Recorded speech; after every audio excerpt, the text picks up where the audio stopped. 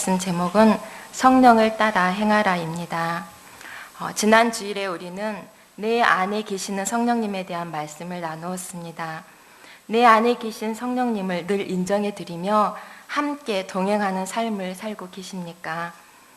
처음부터 잘 안 될지라도 다시 도전하고 또 다시 일어나서 성령님과 친밀한 삶을 살고자 우리의 마음을 드린다면 성령님께서도 여러분 가운데 나타나시고 또 매 순간 도우시리라 믿습니다. 날은 무덥고 너무 힘들죠. 그지만 하루하루 시간이 금방 지나가지 않습니까? 7월 마지막 주를 우리가 살고 있는데 2주만 지나면 또 8월이 시작됩니다. 8월에는 수양회를 통해서 하나님께서 우리에게 준비해 놓으신 멋진 세계로 우리를 이끄시지 않을까 많이 기대가 됩니다. 우리 모두가 사모하는 마음으로 하나님을 기대하고 또 준비하며 기도로 나아갔으면 좋겠습니다. 우리를 새롭게 하신 하나님께서 우리에게 가장 필요한 것들로 또 그분의 가장 좋은 것들로 우리 안에 임하시고 채워주시리라 믿습니다. 오늘은 주일 말씀에 이어서 갈라디아서 말씀으로 성령을 따라 행하는 삶에 대해서 여러분과 함께 나누고자 합니다. 우리를 돕기 위해 믿는 자들 안에 오신 보혜사 성령님을 듣고 아는 데서 끝나지 않고 실제로 말씀을 쫓아 행함으로 성령님이 우리 삶에 함께 하시고 또 나타내 주시는 놀랍고 복된 삶으로 우리 함께 들어가기를 이 시간 진심으로 기도합니다. 우리가 함께 읽었는데요. 1절 말씀을 보시면 그리스도께서 우리를 자유롭게 하시려고 자유를 주셨으니 그러므로 굳건하게 서서 다시는 종의 멍에를 매지 말라 하십니다. 바울 사도는 철저한 유대교 교육 속에서 율법을 생명같이 지키며 그리스도인들을 핍박하는 것이 하나님의 뜻이라고 여기고 열심을 냈던 자입니다. 그러나 예수 그리스도를 만나고 진리 안에서 진정한 자유를 만난 그는 다시는 종의 멍에를 매지 말라고 선포하고 있습니다. 예수 그리스도께서 십자가에 죽으심으로 이미 우리의 모든 죄와 사망의 권세에서 해방하셨는데 믿음으로 얻는 구원 외에 여전히 율법과 할례를 주장하고 그것에 매여 있는 많은 사람들을 바라볼 때 너무나 안타까웠던 것입니다. 그래서 로마서 8장 1절과 2절에서 그러므로 이제 그리스도 예수 안에 있는 자에게는 결코 정죄함이 없나니 이는 그리스도 예수 안에 있는 생명의 성령의 법이 죄와 사망의 법에서 너를 해방하였음이라 하고 담대히 외쳤습니다. 예수 안에 있는 모든 성도는 더 이상 사단이 정죄할 수 없습니다.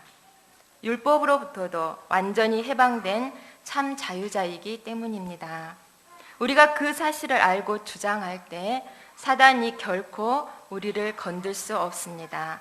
그런데 본문 13절 말씀을 보십시오. 바울 사도는 여기서 갈라디아 성도들에게 그러나 그 자유로 육체의 기회를 삼지 말고 오직 사랑으로 서로 종 노릇하라고 권합니다. 예수 그리스도의 십자가로 말미암은 복음은 우리를 율법의 압제에서 풀어 자유하게 하셨습니다. 그러나 율법에서 자유케 된 것이 윤리적으로나 또 도덕적인 방종을 허용하는 것은 결코 아닙니다.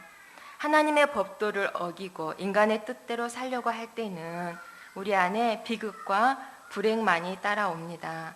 인류 사회에서 빚어지는 모든 비극의 원인은 하나님의 자리를 마땅히 하나님께 내어드리지 아니하고 모두 인간의 뜻대로 살려고 하는 방종하는 삶에 기인한 것임을 우리는 알 수 있습니다. 이는 하나님의 뜻을 어기고 죄의 종으로 살기 때문에 초래되는 비극입니다. 우리가 자신을 완전히 내려놓고 하나님의 뜻에 굴복할 때 가장 위대한 삶을 살 수 있고 또 진정한 자유를 우리의 것으로 누릴 수 있습니다. 그러므로 예수님의 생명값으로 주신 자유를 육체적 욕망을 채우기 위한 수단으로 삼지 말고 오직 사랑으로 서로 종 노릇하며 섬기라고 주님은 말씀하십니다. 오직 사랑으로 서로 종 노릇하라. 하늘 보좌를 버리고 인간의 몸을 입고 가장 낮은 자로 오신 주님은 죄인들을 구원하시기 위해 자기 생명까지도 아낌없이 내어주신 희생적인 사랑으로 몸소 섬겨주셨습니다. 그 사랑 안에서 생명을 얻고 자유하게 된 우리가 살아야 될 삶은 바로 주님이 우리를 사랑하고 섬겨주신 것처럼 서로 사랑하고 섬기는 삶이라고 하십니다. 사람이 자기의 행복만을 위해서 살 때 그는 이기적인 사람이 될 수밖에 없으며 아무리 채워도 그 안에 만족감이 없습니다. 그러나 다른 사람을 위해 살려고 하는 사람은 나누고 섬기는 사랑을 실천하는 가운데서 진정한 행복과 만족을 누리며 살게 됩니다. 그래서 우리 주님은 섬김의 도를 가르치시고 친히 제자들의 발을 씻기기까지 섬김의 본을 보여주셨습니다. 주님의 이런 가르침은 요즘 세상의 모습과는 너무나 동떨어진 모습으로 보일 수도 있습니다. 그러나 우리는 세상이 가는 넓은 길로 가지 아니하고 주님이 친히 말씀하시고 가르치신 대로 오직 사랑으로 서로 종노릇하며 섬기는 그런 교회, 또 정말 은혜로운 공동체로 세워져 가기를 진심으로 기도합니다. 바울 사도는 성령을 쫓아 살 것을 갈라디아 성도들에게 강력하게 권면하고 있습니다. 성령님과의 지속적인 교제 속에서 성령님을 모시고 성령님의 인도함을 따라 사는 것만이 결국 우리를 멸망의 구렁텅이로 몰고 가는 육체의 욕심에서 벗어나게 되고 또 성결한 주님의 사람으로 자신을 지킬 수 있는 가장 좋은 방법이기 때문입니다. 우리 본문 16절과 17절 말씀을 함께 읽겠습니다. 16절, 17절입니다. 시작. 내가 이르노니 너희는 성령을 따라 행하라. 성령을 거스리고 성령은 육체를 거스리나니 이 둘이 서로 대적하므로 너희가 원하는 것을 하지 못하게 하려 함이니라. 아멘. 바울 사도는 인간에게 육체의 욕심을 따라 행하는 것과 성령을 쫓아 행하는 두 길이 있다고 말씀하고 있습니다. 믿는 자들 안에는 항상 두 가지 성품이 존재합니다. 하나는 타락한 아담에게서 물려받은 죄성, 즉 우리 안에 깊이 뿌리 박고 있는 육체의 소욕이고, 또 다른 하나는 복음을 영접하면서 거듭난 사람이 되었을 때 받는 새로운 성품입니다. 따라서 그리스도인들의 내면 속에는 이 둘이 항상 서로 충돌하여 육체의 소욕은 성령의 뜻을 거스리려 하고 또 성령의 소욕은 육체의 소욕을 제어하려고 합니다. 우리가 예수를 믿는 순간 과거에 죄악된 모든 본성이 사라지고 완전히 변화되어서 거룩한 새 사람이 되면 우리 안에 무슨 갈등이 있겠습니까? 그냥 말씀 따라서 또 믿음 안에서 예수님처럼 살 수 있을 텐데 전혀 우리 삶은 그렇지가 않습니다. 우리 영은 거룩한 새 사람이 되었지만 똑같은 우리 안에 과거의 죄악된 습관인 육체의 소욕이 여전히 자리하고 있어서 우리가 무엇을 선택하고 또 누구에게 굴복하느냐에 따라서 성령이 다스리는 삶을 살기도 하고 또는 육체의 소욕이 이끄는 삶을 살아가기도 합니다. 성도들이 이 두 소욕 사이에서 끊임없이 갈등하는 것도 이 때문입니다. 그래서 누구보다도 그렇게 위대한 승리의 삶을 살았으면서도 나는 날마다 죽노라 고백했던 바울 사도의 마음이 이해가 됩니다. 바울 사도도 로마서 7장 15절에서 나의 행하는 것을 내가 알지 못하노니 곧 원하는 이것은 행하지 아니하고 도리어 미워하는 그것을 함이라 라고 말합니다. 마음으로는 간절히 하나님의 법을 좇으려 하면서도 육신은 이를 거부하는 두 소욕 사이에서 끊임없이 갈등하는 것이 우리의 모습인 것을 우리가 보게 됩니다. 이렇게 두 소욕 사이에서 갈등이 계속되는 삶을 살 때 우리는 자유로울 수가 없습니다. 바울 사도와 같이 나는 날마다 죽노라, 자신은 죽어지고 성령의 인도하심을 따라 전적으로 순종하며 그 뜻대로 살아갈 때 우리 안에 육체의 소욕은 물러가고 우리 내면의 싸움에서 승리할 수 있습니다. 우리 안에서 육체의 소욕이 일어나는 것은 우리 스스로가 사단에게 빌미를 주고 또 활동할 기회를 주기 때문입니다. 그러므로 우리 안에 육체의 소욕과 싸우는 것보다는 적극적으로 성령께 순종하고 또 우리 자신을 내어드림으로 성령의 인도하심을 받는 것이 바로 우리가 승리하는 삶의 비결인 것을 발견합니다. 너희가 만일 성령의 인도하시는 바가 되면 율법 아래에 있지 아니하리라 18절에 말씀하십니다. 우리가 온전히 성령의 인도하심을 쫓아 살 때 더 이상 율법의 속박, 즉 죄와 사망 아래 있지 아니합니다. 그러나 우리 안에 최고의 선물, 성령님이 함께 하시는 이러한 놀라운 축복을 받았음에도 여전히 율법을 쫓아 사는 것은 육체의 소욕을 따라서 사는 것과 마찬가지임을 보게 됩니다. 지극히 작은 것에서부터 우리 삶의 모든 것을 돕고자 성령님이 우리 안에서 기다리고 계십니다. 매 순간 나의 본성이 아닌 성령님께 우리의 모든 주권을 내어드려 성령님께서 인도하시는 삶을 살아가기를 원합니다. 우리가 성령께서 인도하시는 삶이 아닌 우리 본성 그대로 살 때 어떻게 될까요? 19절에서 21절 말씀은 우리가 육체의 욕심을 따라 행할 때 나타나는 결과에 대해 말씀하고 있습니다. 육체의 일은 분명하니 첫째는 성도덕에 입에대는 세 가지 죄로서 음행과 더러운 것과 호색에 대해서 19절에 말씀하고 있습니다. 여러분 보십시오. 어느 시대나 세상의 죄와 타락의 척도가 바로 성적인 죄들과 밀접한 관련이 있음을 보게 됩니다. 소돔과 고모라 시대가 그러했고 또 노아 시대 역시 그러했습니다. 요즘 시대도 마찬가지입니다. 그러나 세상이 어떠하든 성적인 죄의 요소들로부터 우리를 철저히 지켜내는 것이 거룩한 하나님의 백성으로서 마땅한 삶의 모습임을 우리가 늘 기억하기를 원합니다. 둘째는 종교의 영역과 관련된 죄로서 피조물을 숭배하는 우상 숭배와 주술에 대해서 20절에 말씀합니다. 셋째는 이웃과의 관계 속에서 관련된 죄들로 원수 맺는 것, 또 분쟁, 시기, 분냄과 당 짓는 것, 분열함과 이단, 투기 등 사회적인 죄를 지적하고 있습니다. 이 모든 일들은 이기심 때문에 타인을 해치려 하거나 남의 것을 탐하는 악행을 가리킵니다. 그리스도의 사랑이 메마른 곳에 인간은 항상 자기의 만족만을 추구하기 마련이고 욕심 때문에 결국 이웃들을 해치게 되는 것을 봅니다. 마지막으로 술 취함과 관련된 방탕함과 또 그와 같은 많은 죄들이 있다고 말합니다. 전에 너희에게 경계한 것 같이 경계하노니 이런 일을 하는 자들은 하나님의 나라를 유업으로 받지 못할 것임을 경고하고 있습니다.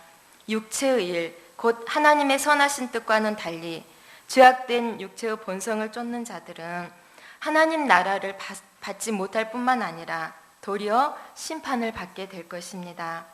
원수 맺는 것과 분쟁과 시기와 분냄과 당 짓는 것, 분열함과 이단 투기, 술 취함과 방탕함, 또 그와 같은 수많은 죄들이 있다고 하시는데 이 모든 죄들이 육체의 욕심을 따라 행할 때 여러분 우리 삶에서도 결코 무관하지 않음을 봅니다. 중요한 것은 이런 일을 하는 자들은 하나님의 나라를 유업으로 받지 못한다고 엄중하게 경고하고 있음을 우리 심령이 이 시간 새겨 듣기를 원합니다. 우리 각자 안에서 적극적으로 벗어버려야 할 모습들이 어떠한지 깨닫고 또 발견하여서 주님께 아뢰어 새롭게 고침을 받고 적극적으로 성령을 쫓아가는 하나님 나라 백성들이 되기를 진심으로 기도합니다. 지금까지 육체의 욕심을 따라 살 때 나타나는 결과들을 보았고 이제는 성령을 쫓아 사는 자들의 삶에 나타나는 9가지 성령의 열매에 대해서 말씀하고 있습니다. 지난 시간에도 우리 안에 계시는 성령님과 함께 동행하며 전적으로 그분의 인도하심을 따를 때 우리 삶에 자연적으로 성령의 아름다운 열매들이 맺어지게 된다고 주일날 말씀드렸는데요. 성령님과 더불어서 우리 삶에 나타나게 될 거룩하고 아름다운 품성들을 기대하며 다시 한번 구체적으로 살펴보겠습니다. 22절과 23절 말씀입니다. 같이 읽겠습니다. 시작. 오직 성령의 열매는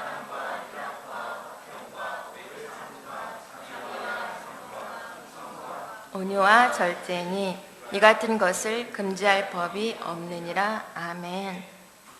우리가 성령을 쫓아 살아갈 때 우리가 가장 소원하는 바 그리스도를 닮게 되고 또 우리의 삶을 통해서는 그 증거들이 아름답고 풍성한 성령의 열매로 우리 삶 가운데 맺어짐을 볼 수 있습니다. 성령을 쫓아 살 때 우리 삶에 가장 먼저 나타나는 열매가 바로 사랑입니다.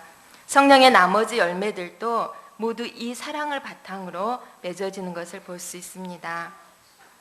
그리고 희락은 우리에게 향하신 하나님의 사랑을 전적으로 의지하는 믿음으로 말미암아 갖게 되는 기쁜 마음에서 나오게 됩니다.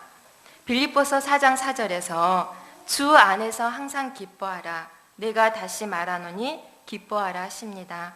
그리고 데살로니가전서 5장 16절 17절에도 항상 기뻐하라. 이것이 너희를 향하신 하나님의 뜻이라고 우리 가운데 말씀하고 계십니다.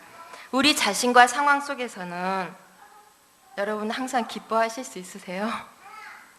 무슨 말을 들어도 어떤 상황이 와도 흔들리지 않고 기쁨 가운데 거하는 사람들이 과연 얼마나 될까요? 우리는 항상 기뻐하고 감사할 수가 없습니다. 그러나 우리의 형편과 마음의 상황과 상관없이 항상 기뻐할 수 있는 우리 기쁨의 근거는 그리스도가 우리를 구원하신 그 은혜와 사랑 때문이며 그리스도의 영 성령께서 우리와 영원히 함께 하시기 때문에 언제든지 진정으로 기뻐할 수 있는 것입니다. 우리 안에 계신 성령 하나님께서 이 세계들을 우리 안에 더 열어가시고 또 실제적으로 열매 맺게 하실 것을 저는 믿습니다.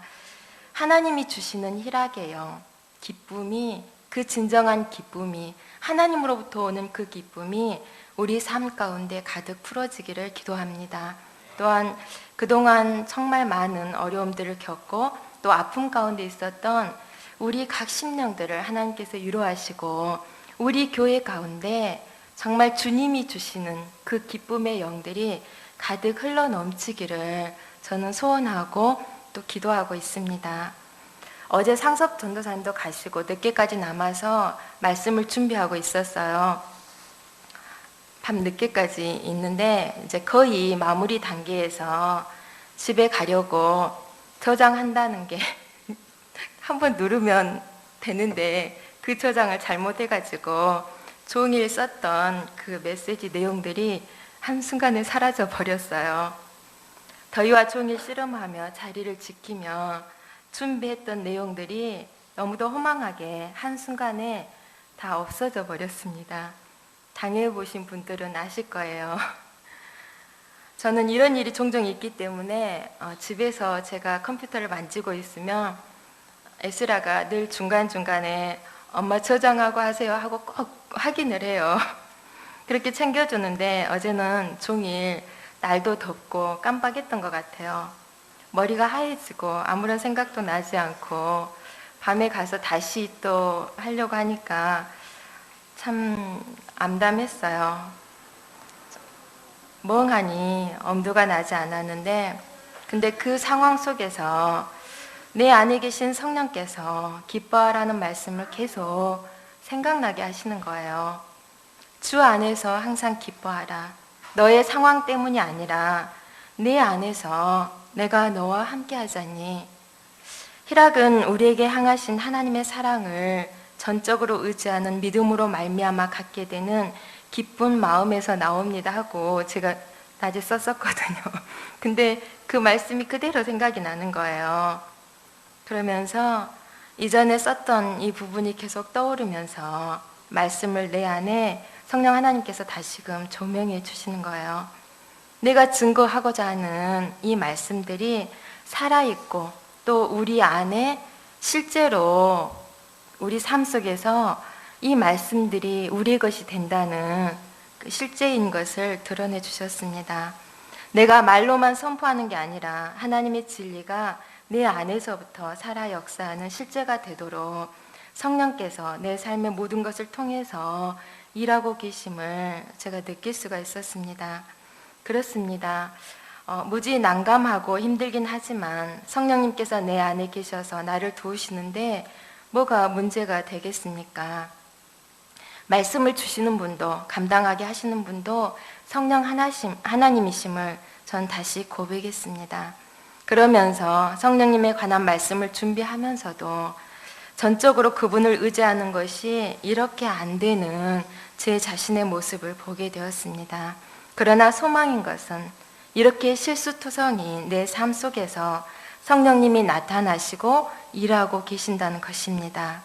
그분의 존재를 점차 눈을 열어서 의식하게 하시고 실제가 된다는 사실이 저는 무지 감격스러웠어요.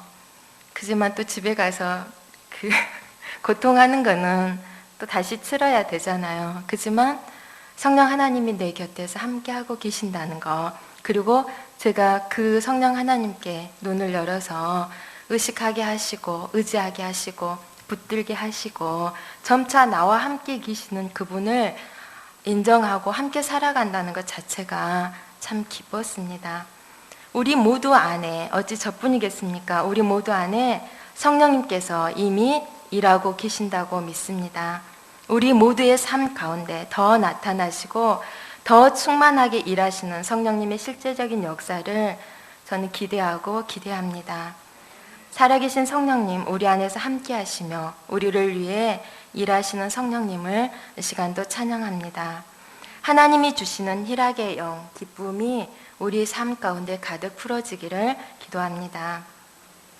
세 번째로 주님이 우리를 대신하여 화목 제물이 되심으로 하나님과 우리 사이 죄로 막혀있던 담을 허시고 우리에게 화평을 주신 것처럼 이웃과의 관계 속에서 이제는 우리를 통해 화평하게 하는 하나님의 아들 된 삶이 열매로 점차 맺혀지게 하실 것입니다.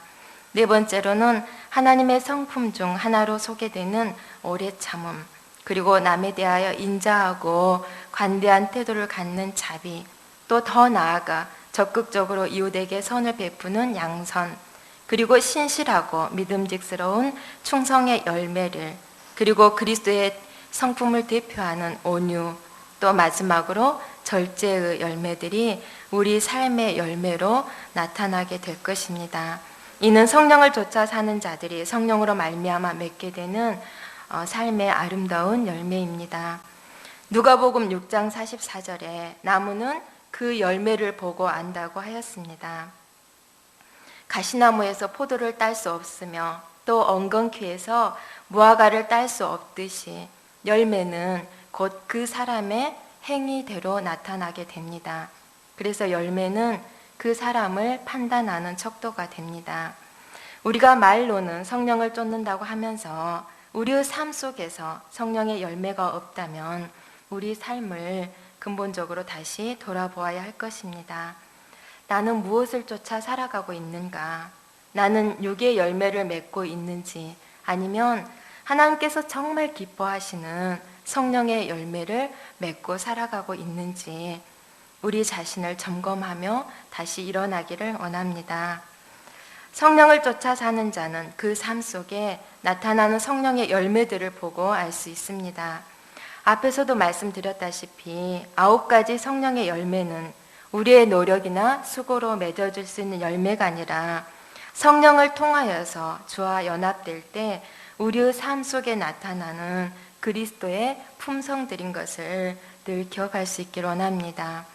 우리의 삶을 통해 하나님이 요구하시는 성령의 열매들을 맺기 위해서는 24절에서 26절에 성령을 쫓아 살 것을 다시금 권면하고 있습니다. 결론적으로 우리 안에 육체와 또 성령의 싸움에서 승리할 수 있는 비결 또한 이것임을 말씀해 주고 있습니다. 24절에서 26절입니다. 우리 함께 읽겠습니다. 24절에서 26절입니다. 시작. 그리스도 예수의 사람들은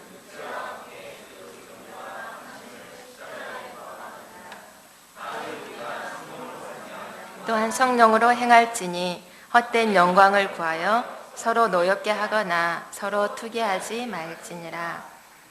아멘. 그리스도 예수의 사람들은 육체와 함께 그 정과 욕심을 십자가에 못 박은 자라 규정합니다. 예수님의 십자가에서는 그리스도의 완전한 죽음이 일어났고 또 완전한 대속의 사랑이 나타났으며 하나님의 우리를 향한 완전한 사랑이 드러났습니다. 그러므로 그리스도께서 십자가에 못 박히심으로 우리의 죄는 완전히 청산되었습니다. 따라서 그리스도 예수의 사람들이 정과 욕심을 십자가에 못 박았다는 말씀도 세상적인 욕망, 육적인 자아를 십자가에 못 박고 죽은 자가 되었다는 것입니다.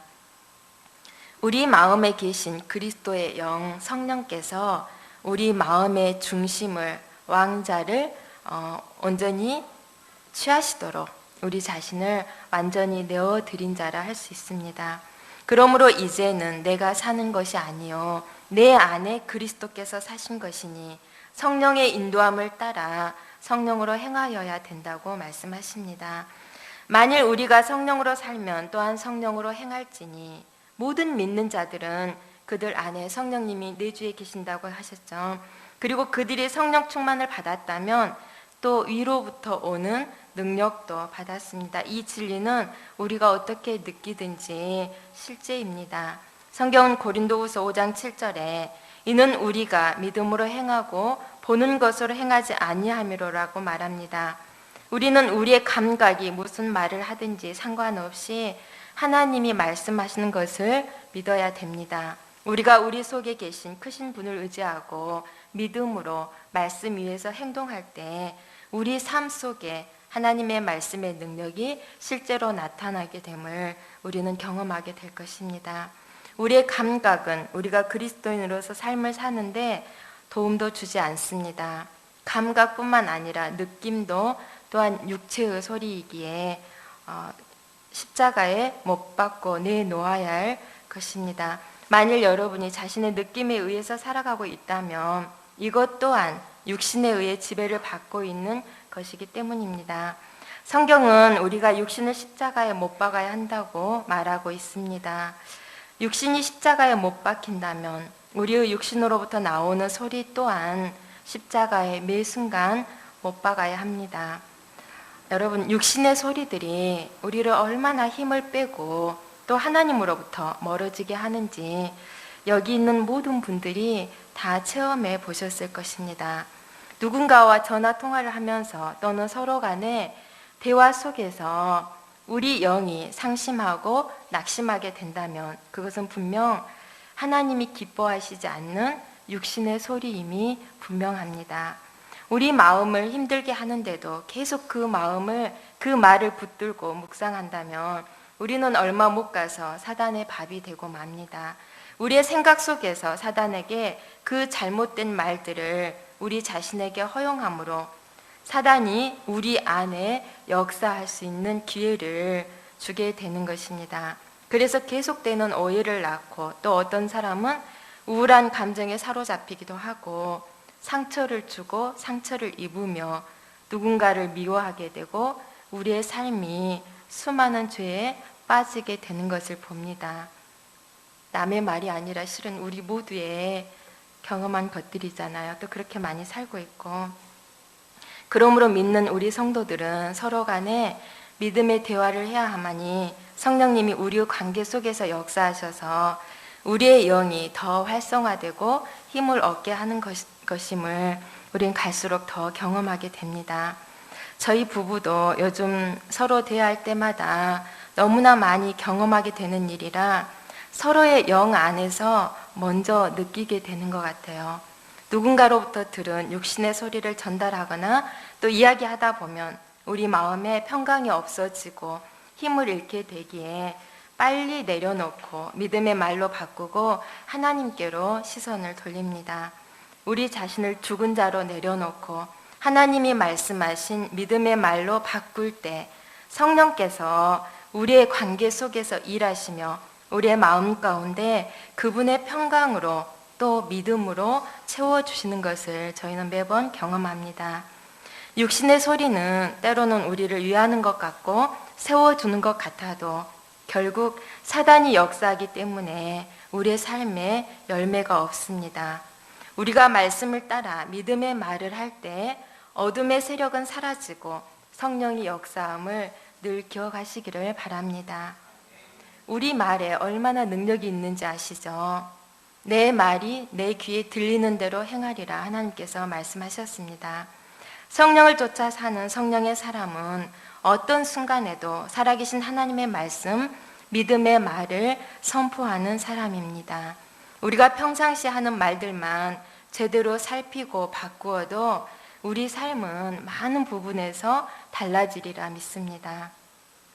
우리는 이제 더 이상 느낌에 의해서, 감정에 의해서 또 육신의 소리를 내며 사는 자들이 되어서는 안 될 것입니다. 우리가 계속 그렇게 산다면 우리 안에 계신 성령께서 우리를 위해 아무것도 하실 수 없기 때문입니다. 결국 성령님이 일하시지 않으면 우리는 우리의 육신에 지배받는 삶이 되기 때문에 그 끝이 어떻게 되겠습니까? 우리의 이성 역시 마찬가지로 혼의 소리인 것을 보게 됩니다. 그러므로 우리의 이성이 원하는 삶이 아닌 매 순간 믿음으로 또 말씀으로 사는 삶을 선택하고 우리는 따라가야 합니다. 믿음으로 사는 것은 우리 영 안에 계신 성령께서 우리를 지배하도록 내어드리는 삶입니다. 믿음으로 사는 것은 우리 안에 거하시는 더 크신 하나님의 음성을 듣는 것이고 하나님의 말씀과 일치하여 순종하는 삶입니다. 그러므로 하나님의 말씀을 믿음으로 행하는 것이 믿음으로 행하고 또 보는 것으로 행하지 않는 삶입니다. 우리는 하나님의 말씀이 말하는 것을 그대로 듣고 행하기를 원합니다. 하나님은 약속하신 것을 진실하게 지키시는 분이시기 때문입니다. 오늘 말씀은 우리에게 너무나 필요하고 또 중요한 말씀이라 생각이 듭니다. 계속 묵상하고 또 기도하면서 성령의 도우심을 따라서 또 성령의 인도하심을 따라서 행하는 우리 모두가 되기를 원합니다. 여기 있는 우리 모두가 성령 안에서 우리 삶에 풍성한 성령의 열매들을 맺어갈 수 있기를 진심으로 소망하며 기도합니다. 아멘.